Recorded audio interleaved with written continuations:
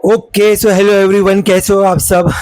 आज मैंने डिसाइड किया हूँ कि आपके साथ में मेरी प्योर ईवी की जो ई प्लूटो 7G स्कूटर है उसका एक लॉन्ग टर्म रिव्यू शेयर करूँ, जो कि अभी मुझे ऑलमोस्ट 3.5 साल हो चुके हैं।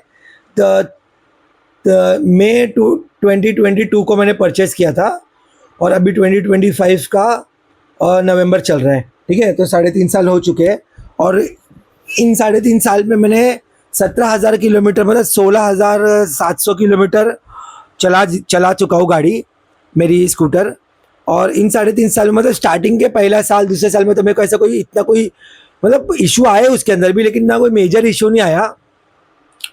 जैसे कि मेरे को एक एक इशू आया था। जैसे स्टार्टिंग में सबसे पहले तो मेरा एक इशू आया कि मतलब मेरा एमसीबी का थोड़ा इशू हो गया। ठीक है ना, एमसीबी मेरा ट्रिप हो गया और मुझे पता ही नहीं था, और बहुत सारे मैकेनिक वगैरह किसी को भी कुछ भी नहीं पता था एमसीबी क्या होता है, क्या नहीं होता है, कैसे होता है, कैसे नहीं काम करता है। तो मैकेनिक भी मुझे नहीं मिल रहा था। तो एमसीबी को मैंने कैसे कैसे करके, मतलब उसमें प्रॉब्लम हो गया मुझे। उधर मेरे को मैं उधर गाड़ी को टेम्पो में डाल के गाड़ी लेके जाना पड़ा, और फिर मैंने उधर जाके रिप्लेस किया। छोटा सा काम था, कोई इतना आइडिया मेरे को कुछ इतना समझ में नहीं आया। तो एक एमसीबी का मुझे प्रॉब्लम आया। ठीक है, उसके बाद में मुझे एक और बार वापस से एमसीबी का प्रॉब्लम आया, लेकिन वो टाइम पे मेरे को थोड़ी नॉलेज हो गई थी। मैंने सर्विस सेंटर वाले बंदे को फ़ोन करके घर पे बुला लिया, और उसने 350 रुपीज़ घर पे आने का विजिटिंग चार्ज लिया। और एमसीबी कुछ आई थिंक सो 400 या 500, मतलब टोटल 700-800 रुपये में एमसीबी चेंज कर दिया। ठीक है, तो 2 बार मेरा एमसीबी चेंज हुआ। और एक बार मेरे गाड़ी का ब्रेक सेंसर के अंदर प्रॉब्लम आ गई थी, कि ब्रेक सेंसर में कुछ ख़राब हो गया था, ब्रेक सेंसर।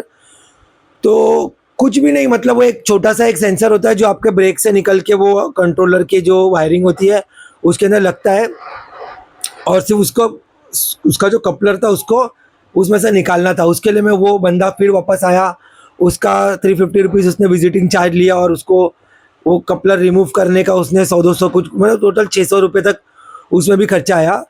तो तब तक मतलब मेरे 2 साल हो चुके थे गाड़ी के। जो 2 बार एमसीबी चेंज हुआ, जैसे कि मैंने आप बताया, एक बार तो मैं पूरी गाड़ी टेम्पो में डाल के लेकर गया था, और एक बार 2 बार घर पे आया और बंदे ने चेंज किया एमसीबी। एक बार एमसीबी और एक बार ब्रेक सेंसर चेंज किया। तो ये इतना, मतलब मुझे तब तक मुझे एमसीबी का थोड़ा नॉलेज हो गया, और मैंने एरिया चेंज कर दिया। तो मेरे यहाँ पर आसपास में एक दो बंदे हैं जो लोग थोड़ा बहुत ईवी का काम कर लेते हैं, छोटा मोटा एमसीबी वगैरह लगाना, वैसा छोटा मोटा काम। तो मैंने यहाँ पर एक तीसरी बार फिर से मेरा एमसीबी गया, तो मैंने थर्ड टाइम एमसीबी मेरे लोकल, मतलब यहाँ पर बंदे है उससे मैंने लगा लिया एमसीबी। उसी ने मेरे को 500 रुपीज़ में लगा के दे दिया। ठीक है, फिर मेरा पीछे का जो टायर था, जैसे कि आप जानते हो प्योर ईवी प्लूटो 7G में पीछे BLDC हब मोटर है 1500 वॉट की। तो मेरी जो मोटर है वो, मतलब टायर ट्यूबलेस टायर है। तो जब पीछे का टायर अगर आपको चेंज करना है, मतलब पूरी तरह से चेंज करना है, क्योंकि कैसा है, अगर आप ट्यूबलेस टायर को वो स्ट्रिंग डाल के अगर उसको आप रिपेयर करोगे पंचर को, तो वही होल में बार बार स्ट्रिंग जा जाके वो होल बड़ा हो जाता है, और उसमें बार बार सेम होल से बार बार पंचर होता है। तो इसके 2 ऑप्शन है, या तो आप कंप्लीटली टायर चेंज कर दो, या तो आप अंदर एक पैच आता है, जो टायर का पैच आता है वो लगाओ, तो इससे आपका पंचर वो जगह से होना कंप्लीटली बंद हो जाएगा। तो मतलब यहाँ पर हमारे इधर लोकल में एक मैकेनिक है जो उसका टायर निकाल लेता है, मतलब उसको आता है, उसको मोटर से हब मोटर को निकालने के लिए कंट्रोलर से जो कनेक्शन है वो, और उसके स्विंग आर्म से जो कनेक्शन है वो, पूरा ब्रेक वगैरह सब निकालने उसको आता है। तो उसने निकाल के मेरे को मोटर निकाल के मुझे टायर रिप्लेस करके दिया। तो 310 का टायर उसमें लगता है बैक साइड में, 3.00 और 10 इंचेस का टायर लगता है, जो कि 42J उसका मतलब होल्ड, उसका जो वेट कैपेसिटी है 42J, मतलब अराउंड 150 kg। मतलब आपका जो 90-110 का जो टायर, जो यूजुअली बहुत फेमस टायर है, जो एक्टिवा में और बहुत सारी गाड़ियों में लगता है, जो ई प्लूटो के अंदर भी लगता है, जो फ्रंट के टायर में जो लगता है वो टायर नहीं लगता है उसके अंदर। 310 टायर लगता है रियर में। ठीक है ना, थोड़ा थोड़ा पतला प्रोफाइल का रहता है उसका, जो आपका स्कूटी पेप वगैरह जो गाड़ियों में आता था वो वाला टायर लगता है उसके अंदर। तो वो टायर मैंने उसको चेंज किया, क्योंकि बार बार पंचर हो रहा था। तो वो मोटर निकाल के, मतलब ऐसा यूजुअली अगर आप जाओगे पेट्रोल की गाड़ी का निकालने के लिए, तो वो 50 रुपीज़ में आपका उन लोग निकाल के उन लोग को आप दूसरा टायर, न्यू टायर फिट करके दे देते हैं। और 250 रुपीज़ में आपका पीछे के टायर का पंचर उन लोग बना के दे देते हैं पेट्रोल गाड़ी का, जिसके अंदर 50 रुपये आपका रिमूविंग चार्जेस और 200 रुपये का पंचर होता है, ठीक है। पर इसके अंदर खाली गाड़ी मेरा हब मोटर से निकालने के लिए मेरे को 300 रुपीज़ या 350 रुपीज़ आपके एरिया में जो भी चार्ज है, लेकिन उसके आसपास ही होता है, 300, 350, 400 उसके आसपास ही चार्ज रहता है। तो जैसे हब मोटर जिनके पास है उनको पता होगा, तो 400 रुपीज़ 300 रुपीज़ में से चार्ज लिया और मैंने उसका टायर रिप्लेस किया, तो कुछ 1200 या 1300 का मेरे को टायर आया, तो मैंने चेंज किया। अगर मैं उसका पैच पंचर बनाता था तो 300 रुपीज़ टायर का निकालना मोटर और वापस लगाना और पंचर बनाने का 250, मतलब 550 रुपीज़ में मेरा पैच पंचर बन जाता था पीछे से, जो उसका पैच लगता है वो। पर फिर वही है कि वही जूना टायर ही चलाना पड़ता था, मैंने उसको रिप्लेस ही कर दिया उसके अंदर, तो मेरा 1500 हो गया, अदरवाइज़ मेरा 500 में काम हो जाता था, ठीक है। मैं आपको टोटल मेरे एक्सपेंसेस बता रहा हूँ अब तक मेरे कितने आए, ठीक है, उसके अंदर। उसके अलावा हाँ, ये तो हो गया छोटे मोटे खर्चे, मतलब 500, 700, फिर 1500 टायर का, फिर 800, मतलब जो वो उसका क्या कहते हैं सेंसर का, ऐसा अलग अलग जो खर्चा है वो। इसके अलावा एक मेरे को मेजर खर्चा जो आया, जो कि मेरे को काफ़ी शॉकिंग लगा, जो मेरे गाड़ी है ना, मतलब ऐसा मेरे को 3 साल के बाद में, 3.5 साल, अभी 2-3 महीने पहले की बात है, मेरा गाड़ी अचानक से बंद, मतलब जैसे चार्जिंग मैंने फुल कर दिया, 10 किलोमीटर गाड़ी चले और पूरा बैटरी जीरो हो जाए, तो मुझे समझ में नहीं आया क्या प्रॉब्लम है। तो मेरे को उसके वजह से काफ़ी धक्का मारना पड़ा, 1 बार 2 बार ऐसे धक्का मारना पड़ा। तो मैंने मेरे यहाँ पर लोकल मैकेनिक है उसके पास लेकर गया, तो उसने मल्टीमीटर से मेरे को वोल्टेज चेक किया मेरे बैटरी का, तो उसने बोला आपका बैटरी का वोल्टेज कम से कम, जैसे 67 वोल्टेज फुल है, तो अगर आधी भी बैटरी है तो 60 वोल्टेज 58 वोल्ट आपका होना चाहिए, कम से कम में भी आपका 54 वोल्ट तक तो होना ही चाहिए। अगर बैटरी के अंदर अभी रिसेंटली चार्ज किया हुआ था तो आपका वोल्टेज सीधा 48 आ रहा है या उससे भी कम आ रहा है, दिखाई नहीं रहा है, इसका मतलब आपका बैटरी का वोल्टेज का पैक का वोल्टेज डाउन है, जीरो है। मैं बोला ऐसे कैसे हो गया, ये प्रॉब्लम आ गया। तो बोला कि आपको दिखाना पड़ेगा, जब आपके सर्विस सेंटर में दिखाना।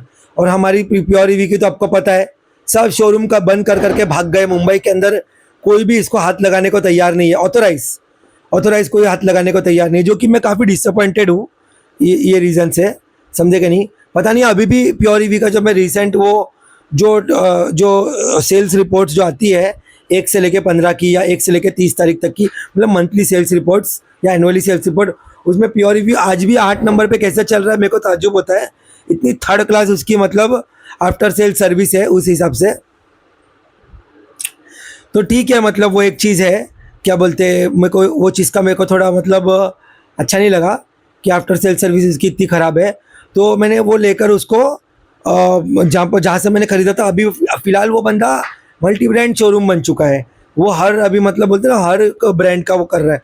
प्योर ईवी का ऑथराइज से हट गया वो, ठीक है, उसके अलग रीजंस है जो भी है। तो उसके पास मैंने लेकर गया, तो उसने मेरे को सेल बैलेंसर लगा के दिया और उसने मेरे को 7,500 रुपये मेरे से चार्ज लिया सेल बैलेंसर लगाने का, गाड़ी के उसके बैटरी के अंदर वोल्टेज का सेल का बैलेंस, मतलब कुछ सेल कम उसमें चले जाते हैं वोल्ट में और कुछ सेल हाई वोल्ट में रहते हैं, तो उससे BMS जो है ना वो कट ऑफ कर देता है। ओवरऑल पैक का वोल्टेज कम आ गया ना, तो वो BMS कट ऑफ कर देता है सेल्स की लाइफ बचाने के लिए। तो BMS भी अपनी जगह पे सही है, क्योंकि वो सेल की लाइफ उसको अच्छी बढ़ाना है ना, एकदम अंडर वोल्टेज वो लेके नहीं जा सकता इंडिविजुअल सेल की सीरीज़ का। तो सेल बैलेंसर लगाया तो वो मेरे को 7,500 रुपये खर्चा आया। आई थिंक सो वो सेल बैलेंसर, अगर मेरे को लगता है ऐसा कि अगर मैं दूसरी जगह पे कहीं पे लगाता तो 6,000 तक हो जाना चाहिए था, 6,000 या 6,500 तक हो जाना चाहिए था, क्योंकि मैं जो बंदे से करवाता हूँ मेरे को पता है उसका प्राइस जो है ना वो मार्केट में जो दूसरे लोग करते हैं उससे थोड़ा उसका प्राइस ज़्यादा ही रहता है। अब कितना ज़्यादा है वो मेरे को नहीं पता, होपफुली 100, 200, 500, 1,000 रुपये ही ज़्यादा होगा, उससे ज़्यादा नहीं होगा। तो 7,500 का 6,500 होना चाहिए मेरे हिसाब से। तो अगर कम से कम भी पकड़ूँ अगर मैं, और आपके एरिया में क्या सीन शॉट है, क्या मतलब कैसा कितना, वह उसके ऊपर डिपेंड करता है, तो भी मतलब 7,500 रुपये 6,500 रुपये तो आपको खर्चा आएगा ही आएगा। तो टोटल अगर मैं अगर ये सारे कॉस्ट अगर मिला दूँ, बैलेंसर और ये वो, तो मेरे को टोटल 10,000 रुपया खर्चा आया है, मतलब अभी तक ये गाड़ी चलाने के लिए 17,000 किलोमीटर। लेकिन मेरे को एक बात है, बोलते हैं ऐसा लोग ऐसा, और मैं भी सुना भी हूँ ऐसा, क्या बैलेंसर लगाने के बाद में आपकी जो बैटरी की लाइफ बढ़ जाती है और काफ़ी ज़्यादा टाइम तक चलती है बैटरी आपकी, और परफॉर्मेंस भी आपको पूरा टॉप टू बॉटम पूरा परफॉर्मेंस मिलता है बैटरी के अंदर। और वो स्मार्ट BMS जो ऐप है उसके थ्रू जो बैलेंसर मतलब जो उसका जो वो है क्या बोलते हैं, पूरा जो उसका डेटा है वो सब आता है उसके अंदर, कितना वोल्टेज है पैक का, इंडिविजुअल पैक का वोल्टेज, ओवरऑल बैटरी का वोल्टेज जो भी है वो आता है। तो एक थोड़ा बेनिफिट ही है उसके अंदर। तो ये अभी फ़िलहाल तक मेरी ये स्टोरी है। होपफुली कि अभी इसके आगे मेरा MCB का भी खर्चा ना के बराबर हो जाएगा, ठीक है ना। और मेरा क्योंकि मेरे को MCB का मेरे को एक वेबसाइट मिली ऑनलाइन के अंदर जो 220 रुपीज़ के अंदर all over India MCB deliver करता है, जो कि मेरी बाइक में लगती है 63 एम्पियर की MCB, और मेरे को फिटिंग करने का 100 रुपीज़ का चार्ज देना पड़ता है।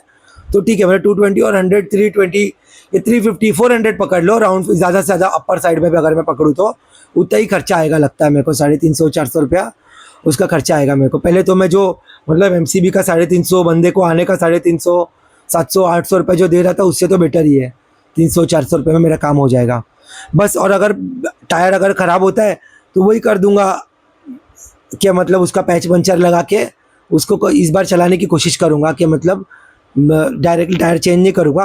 हालांकि मेरा 10-15 हज़ार किलोमीटर वो कुछ 12-13 हज़ार किलोमीटर चल चुका था पुराना टायर, तो ठीक है कोई बात नहीं, मैं बहुत बार उसका पंचर रिपेयर भी कर दिया उसके अंदर, ठीक है ना।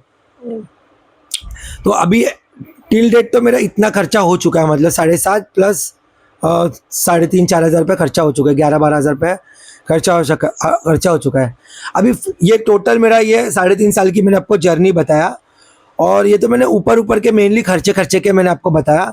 और उसके अलावा भी मतलब मैंने एक चीज़ नोटिस किया कि वो गाड़ी को है ना, जैसे हर साल दर साल नीचे के पार्ट्स रस्टिंग होता है तो उसको नीचे हर साल दर साल आपको पेंट करना पड़ेगा नीचे स्प्रे पेंट से गाड़ी को पूरा अच्छी तरीके से। और ये है कि इसके अलावा जो उसके जो पार्ट्स है फाइबर पार्ट्स बहुत प्लास्टिक के, बहुत कचाकड़े के, बहुत टूट जाते हैं आसानी से। उसके जो ब्रैकेट्स वगैरह है बहुत पतले पतले ब्रैकेट्स है, तो इतना मतलब उसकी जो फिट है ना, मतलब जो बिल्ड क्वालिटी है वो इतनी अच्छी नहीं है, ठीक है। ये चीज़ आपको ध्यान में रखना पड़ेगा। मोस्टली जितनी भी चाइनीज़ जो EV है जो असेंबल इंडिया में होती है मोस्टली वो चाइनीज़ ही है, उसकी बिल्ड क्वालिटी अच्छी नहीं होती है, और प्लूटो भी वही है, ठीक है ना। और ये सब चीज़ हो गई अभी। अच्छा, इसके अलावा अभी मेरे को अगर आप मुझसे पूछोगे कि ये गाड़ी खरीदनी चाहिए कि नहीं खरीदनी चाहिए, तो पता नहीं यार अभी मैं क्या बोलूँ। मतलब अभी मेरे लिए तो पर्सनली मतलब इतनी बुरी भी नहीं हुई मेरे को, और इतनी अच्छी भी नहीं हुई जो मैं एक्सपेक्ट कर रहा था, मतलब एवरेज था। लेकिन देखा जाए तो बुराई ज़्यादा थी समझ लो। तो मतलब मैं तो रिकमेंड नहीं करूँगा। ओला के इतनी बुरी कंडीशन तो नहीं है कम से कम, ठीक है, मतलब चल गई। ये वो बैलेंसर का ही एक मेजर खर्चा आया। अगर बैलेंसर नहीं होता था या कंपनी अगर बैलेंसर लगा के देती थी तो मेरे को और भी अच्छा रहता था, उसके अंदर प्रॉब्लम नहीं आता था।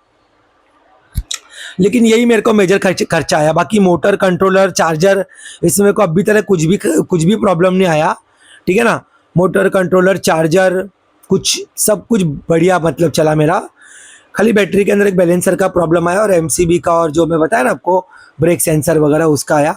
थोड़ा बहुत अगर आपको नॉलेज रहेगी तो ये सब काम आप खुद ही कर सकते हो, कोई इतना बड़ा इसके अंदर वो नहीं है। बैलेंसर को छोड़ के बाकी MCB वगैरह का और जो सेंसर का काम आप खुद ही कर सकते हो, कोई इतना बड़ा उसमें रॉकेट साइंस है नहीं, ठीक है। तो अभी तो 17,000 तक टचवुड चल रही है, अभी देखो और कितने चलती है। लेकिन और बाकी दूसरे बहुत सारे लोगों का मैंने यूट्यूब के अंदर भी बहुत सारे लोगों का कमेंट सेक्शन में देखा, उन्होंने लिखे है प्योर EV प्लूटो 7G जो गाड़ी है उससे लिखे कि उसके अंदर जिन लोगों ने टाइम टू टाइम सर्विस कराई है, मतलब उनका एक सर्विस शेड्यूल होता है, वो अगर आप नहीं करोगे आपकी एक्सटेंडेड वारंटी वॉइड हो जाती है। तो जो लोग ने टाइम टू टाइम सर्विस कराया वो लोगों को भी एक्सटेंडेड वारंटी कंपनी ने दी नहीं है, लेट अलोन मेरे जैसे बंदे, क्योंकि मैंने तो सर्विस कराया नहीं। तो मुझे ऐसा लगता था अरे न्यू गाड़ी को क्या सर्विस कराने का, ये मेरी एक गलत फहमी थी। अगर मैं कम से कम सर्विस कराता तो मुझे पता चलता था कि भाई बैलेंसर लगता है, ये लगता है, वो लगता है, और मैं थोड़ा उसके अंदर थोड़ा नोन रहता था ये सब चीज़ों से। MCB के कम से कम MCB के रिगार्डिंग नोन रहता था कि MCB 63 एम्पियर का होता है, और ये वो। और डायरेक्ट करके भी अगर अपना खुदा ना खास्ता आपका प्रॉब्लम हो गया तो आप उसको MCB को डायरेक्ट करके भी चला सकते हो, थोड़े टाइम के लिए कम से कम आप आपके डेस्टिनेशन तक पहुंच जाओ इसके लिए, ये सब चीज़ों का। तो ये थोड़ा मेरे को मतलब अच्छा नहीं लगा, ये सब चीज़ें MCB का और इसका तो ये सब प्रॉब्लम्स मेरे को आई उसके अंदर। बाकी यही मेरा रिव्यू था, गाड़ी का रिव्यू यही था कि मतलब जितना मेरे को सब, मैं तो मतलब यही बोलूँगा कि ये गाड़ी आप नहीं लो, इसकी ये गाड़ी मत परचेस करो, इसके बजाय पे थोड़ी थोड़ी अच्छी कंपनी की गाड़ी परचेस करो, जैसे कि TVS iQube हो गई। अभी वो भी मैं बोल रहा हूँ बस, खाली मेरे को कुछ उसका फर्स्ट हैंड एक्सपीरियंस नहीं है, लेकिन ये उम्मीद करता हूँ कि कम से कम सर्विस सेंटर उनके बंद नहीं होंगे, सर्विस सेंटर उनके चलते होंगे, समझे कि नहीं। तो ये चीज़ है। तो अगर इसके रिगार्डिंग और भी कुछ रहेगा तो मैं इसके मेरे चैनल के ऊपर e-Pluto 7G की और भी वीडियोस डालते रहूँगा, तो मेरे चैनल को आप सब्सक्राइब कर दो। और इलेक्ट्रिक स्कूटर्स के रिगार्डिंग मैं बहुत वीडियोस डालते रहूँगा, ठीक है। तो मिलते हैं नेक्स्ट व्लॉग में, ओके बाय।